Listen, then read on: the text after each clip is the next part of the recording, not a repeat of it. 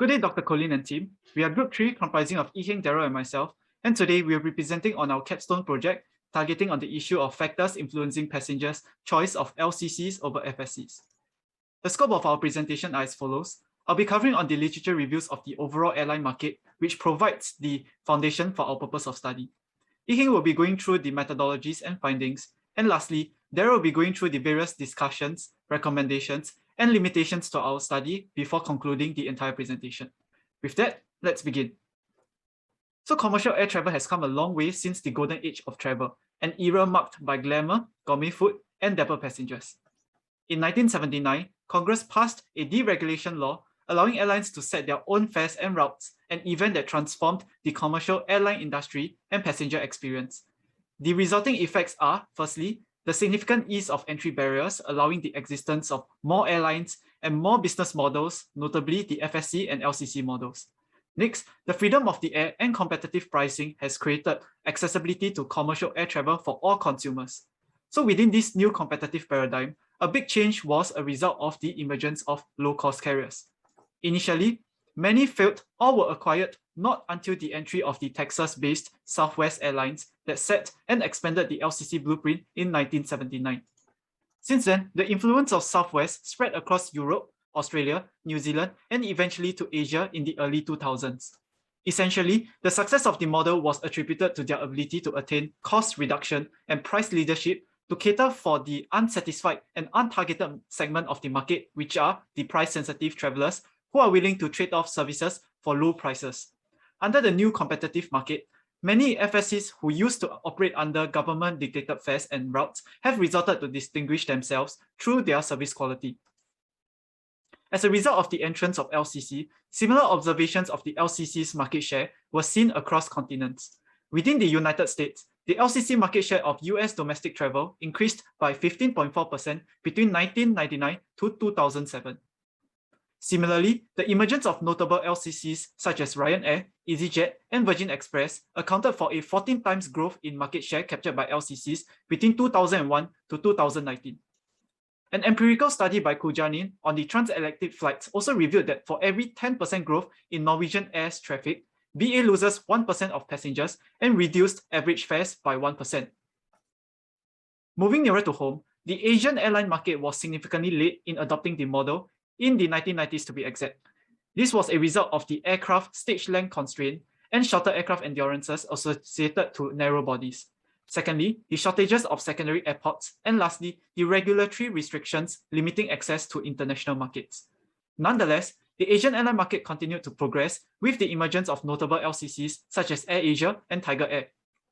However, mixed views were also observed within the literature, arguing that the LCC market in Asia continues to be less liberalized as compared to the US and Europe market.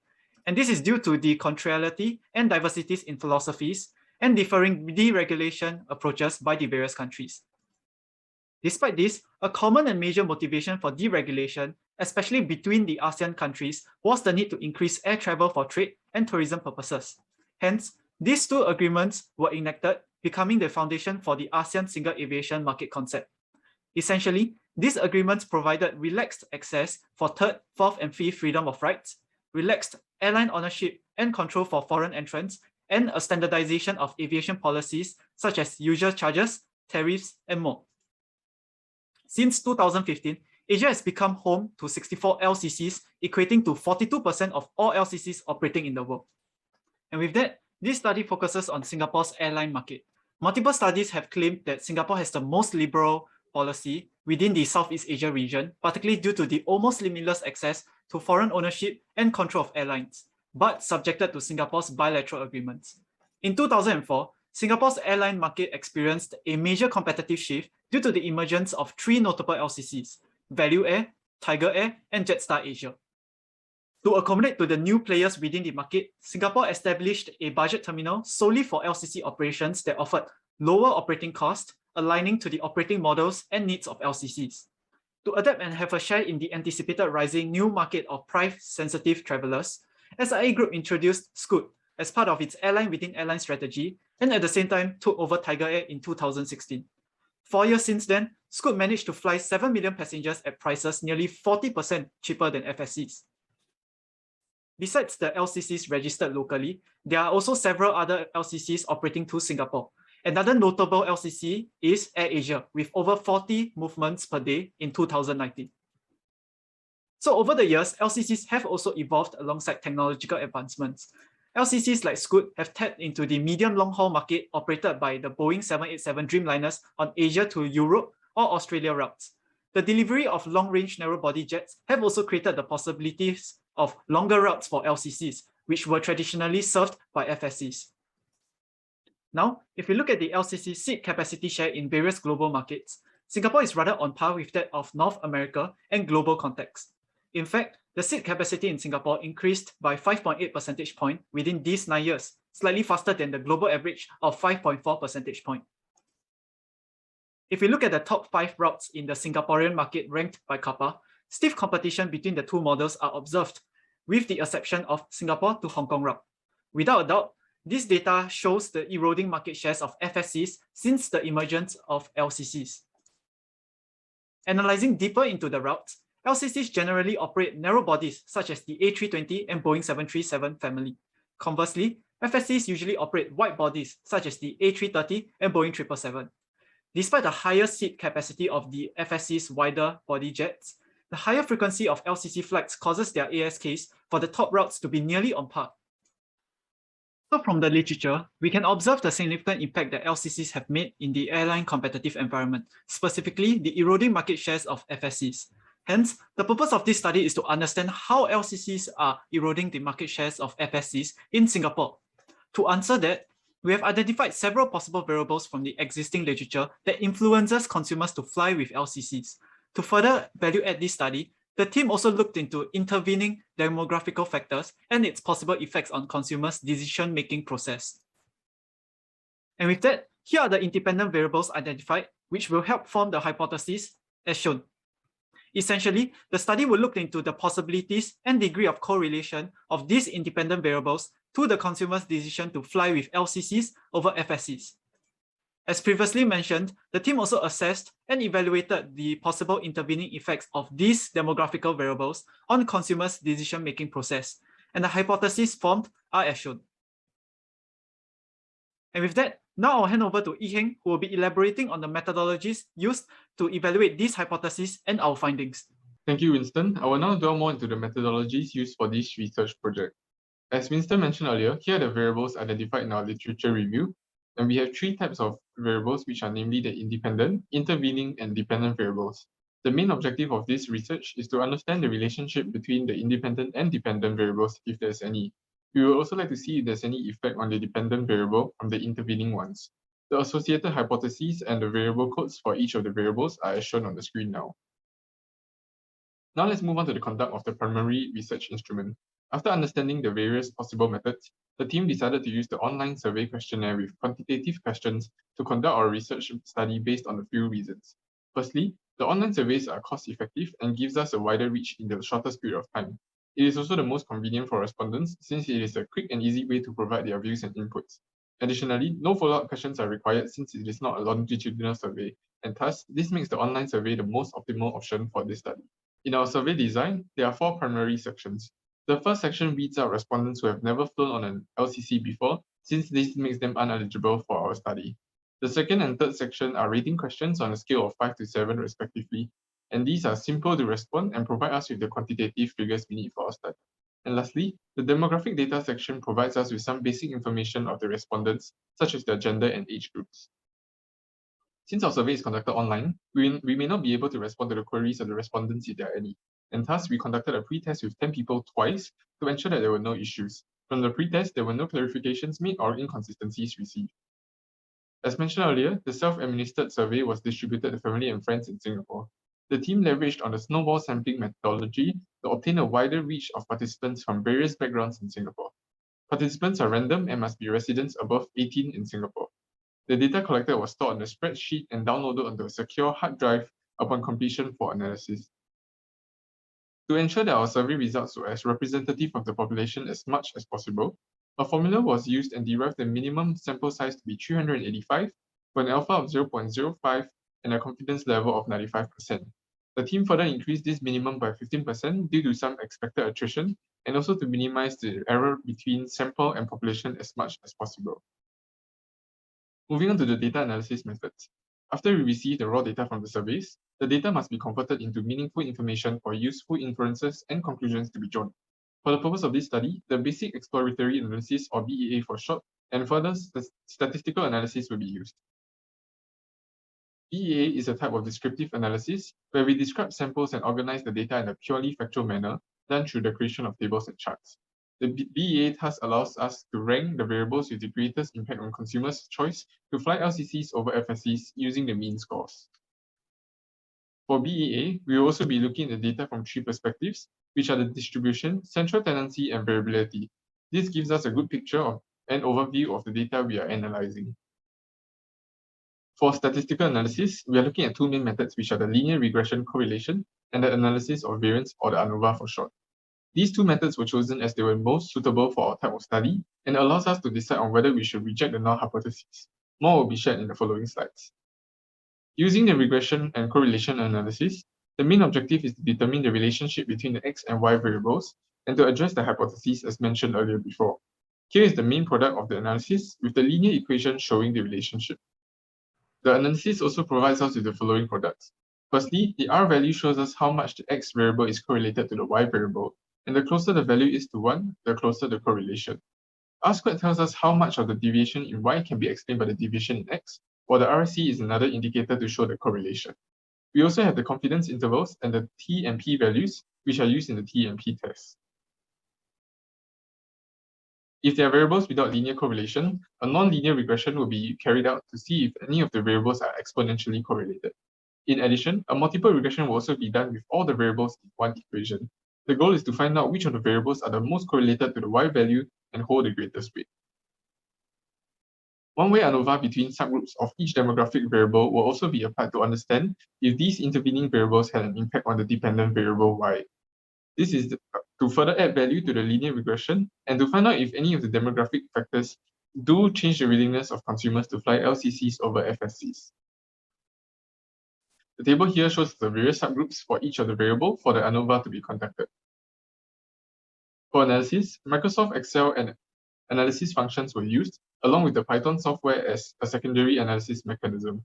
After the data and information were generated, they will also be put through Tableau data software for generating visuals to provide greater insights to the data.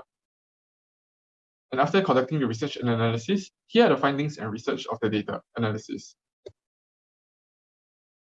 Here is the overall results of the BEA arranged by the variables and the various parts of the BEA. More will be shared in the following slides.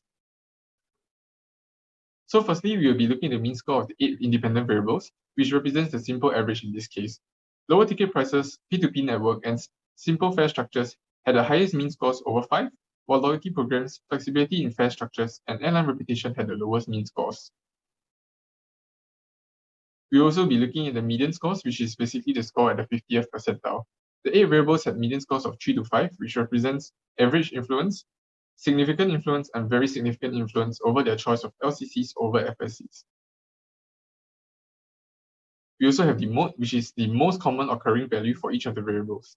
Loyalty programs mode is 3, while the P2P networks and lower ticket prices had a mode of 5. The other variables all had a mode of 4. Next, the skewness of the variables allows us to understand the distribution of the data. The skewness of the variables are as shown, with all of the variables having a negative skew, except loyalty programs, which had a slight positive skew. This is represented by the right-tailed green curve shown in the diagram, as the mode is the lowest value, followed by the median, then the mean. We also have the kurtosis of the 8 variables, and this number basically represents how much the distribution peaks at, with reference to the distribution diagrams as shown in the earlier slide. Here is the bar and whiskers chart of the 8 independence variables. From this, we can tell that the lower ticket prices had the highest mean with the red dashed lines, while loyalty programs had the lowest. Loyalty programs also had a wider spread in terms of the 25th and 75th percentile. All variables had a range of 1 to 5, and there were no outliers removed as they were all considered to be legitimate inputs. Next, we'll be looking at the results of the statistical analysis. Firstly, the R value, which is also known as the correlation coefficient, is one of the key things we look for in the regression analysis. This value shows how much the X variable is correlated to the Y variable when the data points are plotted on the graph. The variables with the top and lowest three correlations are shown. You might also be wondering why P2P network had one of the highest mean values and yet it had a low correlation value. This is because it might be one of the key reasons consumers are motivated to select LCCs over FSCs, but the respondents may not necessarily be willing to fly them, and thus, the lower correlation is shown between the variables. Next, we have the COD, or more commonly known as R squared. This value shows how much of the deviations in Y can be explained by the deviations in the X variables. Here we notice that the COD for X4 to X6 are generally lower, which means that there is lower correlation between these variables and the Y variable. Thus, less of the variances in Y can be explained by the variances in X. The regression standard error is also another measure of how much the points on the plot are deviated away from the line of the equation. The lower the values, the higher the R values. Lastly, we have the confidence intervals. This shows that 95% of the time, any random value selected from the pool of values for each of the X variable would fit within the ranges found. A lower standard error would also yield a narrower range, which means less scattered X values. And next, we'll be looking at the findings from the multiple linear regression. This process is similar to the regression earlier, but now all the X values are regressed against the Y value in one single equation. Like what was mentioned earlier, a higher R value shows greater correlation between the X and Y variable. Generally, the overall R squared is 0.6496, which is considered a moderate correlation. As part of the assumptions for multilinear regression, the X variables themselves should not be correlated. Thus, a VIF analysis was done, and the values were found to be between 1 to 1.5, suggesting low correlation among themselves. Lower ticket prices, subjective norms, and simple fare structures had the highest this time, while the airline reputation, loyalty programs, and P2P networks had lower R values. Another interesting finding here was the negative R value for flexibility in fare restrictions, which means an inverse relationship with the willingness to fly LCCs over FSCs when all the variables are regressed together. Next, one of the most important components of the study was to test the hypotheses. The P and T tests were used to test the first 8 independent variables. To decide if the null hypotheses will be rejected, the absolute T value of each variable is compared to the critical T value. In our case, all the 8 variables had T values greater than the critical T value, and thus all the null hypotheses are rejected. To further confirm this, the p-test shows that the p-values for all 8 are also below 0.05 and thus concurring with the results of the t-test. The rejection of all 8 null hypotheses means that all 8 variables are key determinants which influences consumers to select LCCs over FSCs. To address our second research question on whether demographic variables had any intervening effects on the Y variable, the ANOVA was conducted. Before ANOVA can be conducted, each variable is split into 2 to 4 subgroups, and the mean Y score for each of the subgroups were used to perform ANOVA. The groupings for each variable is different, and it does not mean that someone from the age of 18 to 25 is also in group 1 for the annual income and qualifications variables. Just like the first 8 hypotheses, 2 tests were used to determine if the null hypotheses will be rejected. In this case, the F-test, which is similar to the T-test earlier, is administered along with the p-value as a secondary confirmation. Both tests would then reject all the null hypotheses with the exception of gender. This means that gender does not affect the mean scores for the Y value in the respondents, while the other 5 demographic variables had some effects on the mean Y scores. It was found that the following groupings for each of the variables had the highest mean Y scores. This means that respondents were generally younger, with lower qualifications, lower annual income, and lower frequencies of travel are the most willing to fly LCCs over FSCs if they were the ones paying for the fare.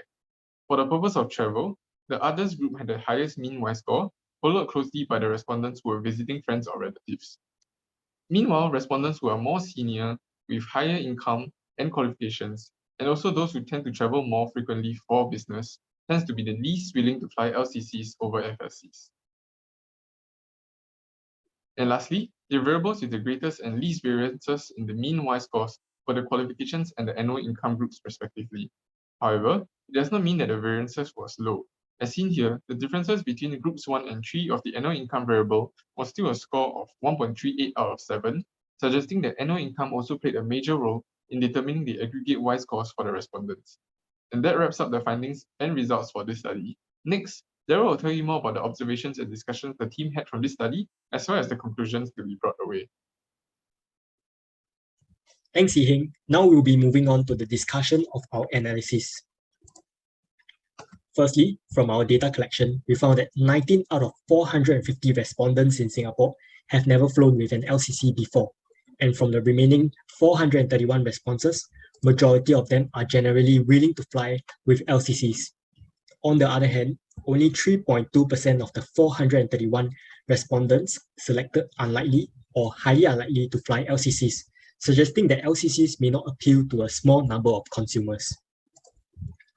Next, it was found that the top 3 highly regarded variables influencing consumers' preference for LCCs over FSCs are lower ticket prices, point-to-point networks, and simple fare structures, which are fairly consistent with the findings of previous study on how LCCs succeed in earning a significant market share. These 3 factors are unique to LCCs, and some FSCs have been trying to imitate them in recent years to stay competitive. Out of the 3 highly regarded variables, the point-to-point network variable also has one of the lowest correlation to consumers' willingness to fly with LCCs. This occurrence may be contributed by business travelers who value the point-to-point network feature of LCCs but are not willing to fly with them. In this slide, it shows the lowest 3 variables that consumers take into account when opting to fly with LCCs over an FSC. The results are consistent as it coincides with the general characteristics of LCC passengers. Firstly, we observe that loyalty programs have the lowest mean out of all variables. As LCC travelers tend to travel less frequently, they may not gain value from the collection of miles in loyalty programs. Secondly, the flexibility in fare restrictions have the second lowest mean, and the negative correlation with willingness to fly with LCCs in the multiple linear regression analysis. As LCC consumers tend to travel for leisure purposes, they may generally not mind about the flexibility in fare restrictions, as they are not bound by flight schedules since they plan their trips in advance. Lastly, airline reputation is not highly regarded as a critical factor for consumers who prefer to fly with LCCs, as they favor lower ticket prices over service quality. After lower ticket prices, we found that subjective norms and frequent promotional marketing have the next highest correlation with the dependent variable. The findings show that a positive or negative word of mouth may relatively affect consumers' willingness in flying with LCCs over FSCs.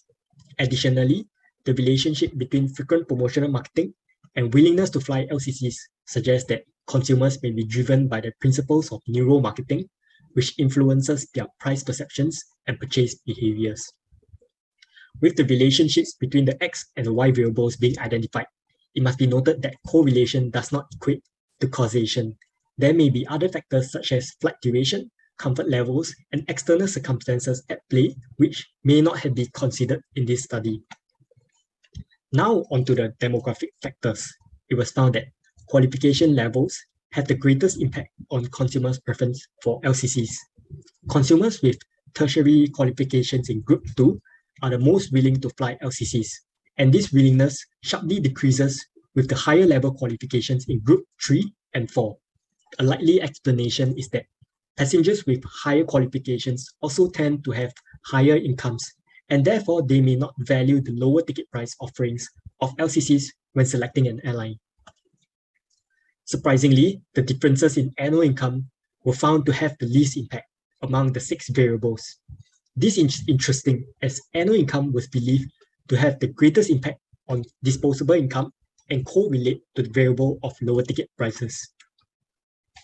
Although the differences between income groups are less notable than those in other variables, respondents that earn below 40,000 per year still had significantly higher willingness to fly LCCs. Conversely, consumers with higher income tend to be less willing to fly LCCs. This is consistent with the findings for the qualifications variable. Lower income groups will likely trade off comfort due to low fares from LCCs, while high income groups may tend to prefer comfort and be less willing to fly with LCCs. It was also found that LCCs are more preferred among younger consumers, and the willingness to fly with LCCs diminishes with increasing age. Nonetheless, it must be noted that the sample size in age group 56 and above is very small compared to the other age groups, and a handful of responses may have skewed the age group towards more willing to fly with LCCs. As LCCs typically adopt a more casual and fun service culture, they may appeal to younger consumers who tend to seek a lively and possibly unique flying experience. Younger consumers in Singapore also tend to have lower disposable income, as explained previously, and therefore will tend to go for LCCs. Lastly, LCCs were also found to be more preferred for leisure travelers who are visiting and for special purposes like medical trips. At the same time, it was found that LCCs consumers travel less frequently, such as less than 2 times per year. This finding is aligned to the lower emphasis on loyalty programs provided by LCCs. Passengers who prefer LCCs may view the product as a one-off instead of a repeated purchase, since they are not frequent flyers and thus are not attracted to the full service carriers' elaborate loyalty program offerings. Based on the observations and findings, the team have formulated a number of recommendations for both carrier types. Firstly, LCCs could introduce frequent marketing campaigns such as student membership perks and discounts to target and further attract young consumers. Besides, they could extend their reach to young consumers through trendy social media platforms such as TikTok and Instagram, and avoid traditional platforms such as television and radio advertisements, which are generally used by older consumers. From the full service carrier's perspective, they should continue to focus on offering premium services at reasonable fares and avoid engaging in price wars with LCCs. This is because the FSC business model have a different cost structure, making it not fundamentally viable to counteract the LCC's lower ticket prices. In turn, they could target mature consumers with higher annual income and qualifications, such as families and business travelers, who tend to make high amount purchases in airfares through a combination of traditional and modern marketing platforms. Lastly, FSCs could also engage in frequent promotional marketing, such as increased miles accumulation, credit card cashback, and bulk purchase discount to attract more of their targeted consumers to fly with them. So to sum up our findings in this study, all 8 independent variables were found to have a positive correlation to their willingness to fly LCCs over FSCs on a route served by both airline types if consumers were paying their own fares. Lower ticket prices, point-to-point networks, and simple fare structures were the key reasons consumers preferred LCCs, while flexibility in fare restrictions and airline reputations mattered the least. All demographic factors except for gender will explain the variances in consumers' willingness to fly LCCs. It was also found that groups with different levels of qualifications had the largest variance in willingness to fly LCCs, while annual income had the least. Although this study have answered the 2 main research questions on consumer preference for LCCs, there were limitations involved as well. Firstly, there is little literature in the area of individual variables, which influences consumers to fly LCCs over FSCs. Secondly, the timing of the studies were held during the recovery phase from the COVID-19 impact, which may have affected the preference of consumers as the dynamics of the market have changed significantly from the pre-pandemic days. Thirdly, the methodology of grouping each trade into different subgroups combinations may change the mean score of each subgroup and affect the conclusions drawn. Lastly, the sample size of the study may not represent the views of the entire Singapore population of close to 6 million people at the point of study. Hence, it is suggested for further research to broaden the understanding of the topic. Studying into the relationship between lower ticket prices and willingness to fly LCCs as the correlation between a unit change in price versus the willingness to fly LCCs over FSCs could provide more insights on price elasticity and add value to the existing findings of this study. Secondly, other factors such as the duration of flight and flight schedules could also be studied, as consumers' preference for comfort may vary with flight duration. Other variables which could be added include the fleet of the airlines and seating configurations, which may influence some consumers due to comfort levels. And with that, We hope that this study will provide insight and add value to both LCCs and FSCs in the current competitive market. We have come to the end of our presentation. Thank you.